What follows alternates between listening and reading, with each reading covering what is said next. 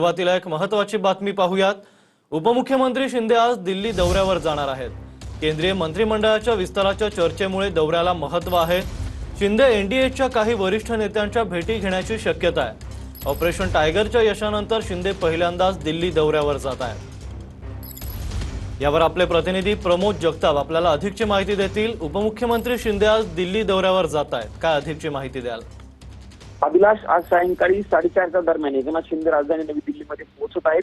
त्यांच्या शेड्यूलनुसार त्यांचं भेटीगाठीचा तरी दौरा कोणाचा आहे याबाबत स्पष्टता दिली गेली नसली तरी जी माहिती मिळते त्या माहितीच्या अनुषंगाने ते एनडीएच्या काही केंद्रातील वरिष्ठ नेत्यांच्या भेटी या दिल्ली दौऱ्यामध्ये घेऊ शकतात। शिंदे साधारणतः काही तास राजधानी नवी दिल्लीमध्ये असणार आहेत। अभिलाष, या दौऱ्याला महत्व यामुळे आहे की ज्या पद्धतीने एकनाथ शिंदे यांनी मागच्या महिन्यामध्ये ऑपरेशन टायगर यशस्वीरित्या राबवलेलं होतं, उद्धव ठाकरे यांच्या पक्षाचे 6 खासदार करून आपल्यासोबत घेतलेले होते, त्यानंतर पहिल्यांदाच एकनाथ शिंदे राजधानी नवी दिल्लीमध्ये येत आहेत।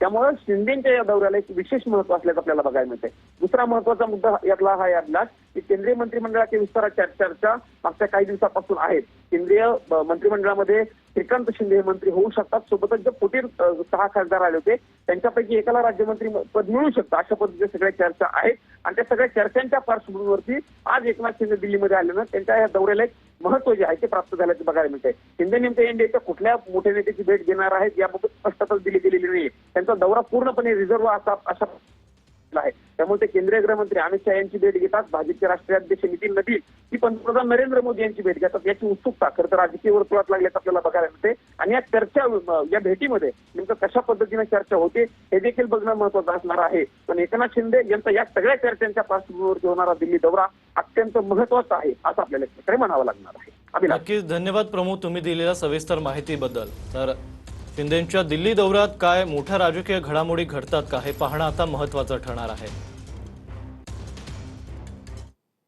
सुनेत्रा पवारांच्या राष्ट्रीय अध्यक्षपदावरच पक्षातील ज्येष्ठ नेत्यांना प्रश्नचिन्ह उपस्थित केलंय।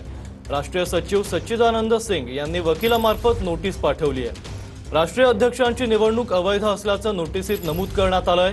राष्ट्रीय अध्यक्षपदाची निवडणूक पुन्हा घ्यावी अशी मागणी आता नोटिसीतून करण्यात आली आहे।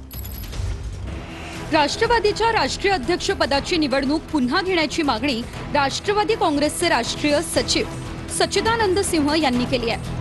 सच्चिदानंद सिंह यांनी याबद्दल सुनेत्रा पवारांना नोटीसही पाठवली आहे। सच्चिदानंद सिंह यांनी 9 जुलैला ही नोटीस बजावली आहे। सुनेत्रा पवार, प्रफुल्ल पटेल आणि ब्रिजमोहन श्रीवास्तव यांना ही नोटीस बजावण्यात आली आहे। सच्चिदानंद सिंह यांनी सुनेत्रा पवारांना पाठवलेल्या नोटिशीत नेमकं काय म्हटलंय पाहूयात। 26 फेब्रुवारी 2026 रोजी झालेली राष्ट्रवादीच्या राष्ट्रीय अध्यक्षपदाची निवडणूक ही पूर्णपणे अवैध आणि घटनाविरोधी आहे। ही निवडणूक रद्द करण्यात यावी। 28 जानेवारीला अजित पवारांचा मृत्यू झाला, त्यानंतर पक्षानं 17 फेब्रुवारीला प्रफुल्ल पटेल हे अंतरिम अध्यक्ष म्हणून काम पाहतील असं निवडणूक आयोगाला कळवलं। 18 फेब्रुवारीला ब्रिजमोहन श्रीवास्तव यांनी योग्य प्रक्रिया पार न पाडता निवडणूक प्रक्रिया सुरू केली। पक्षाची बैठक बोलावण्यात आली नव्हती, कोणतीही नोटीस देण्यात आली नव्हती। सुनेत्रा पवारांना पक्षाच्या अध्यक्षपदी एकतर्फी निवडून दिलं।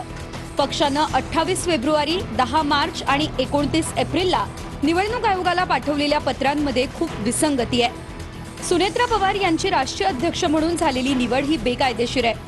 पक्षात नवीन, स्वतंत्र आणि निष्पक्ष निवडणुका घ्या। मागण्या मान्य न झाल्यास पुढील कायदेशीर कारवाई केली जाईल असं सच्चिदानंद सिंह यांनी पाठवलेल्या नोटिशीत म्हटलंय। या नोटिशीने काही फरक पडणार नाही, फक्त आणि फक्त सनसनाटी निर्माण करण्यासाठी पाठवलेली नोटीस आहे। वहिनीची जी निवड झालेली आहे ती पूर्णपणे निवडणूक आयोगाने घालून दिलेल्या अटी शर्तीनुसार आणि पक्षाच्या कॉन्स्टिट्यूशन नुसार झालेली निवड आहे।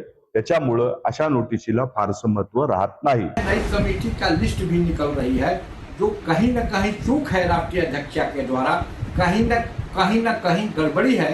ये चयन प्रक्रिया जो है असंवैधानिक है, इसका मैं विरोध करने के लिए जवाब मांगा हूं।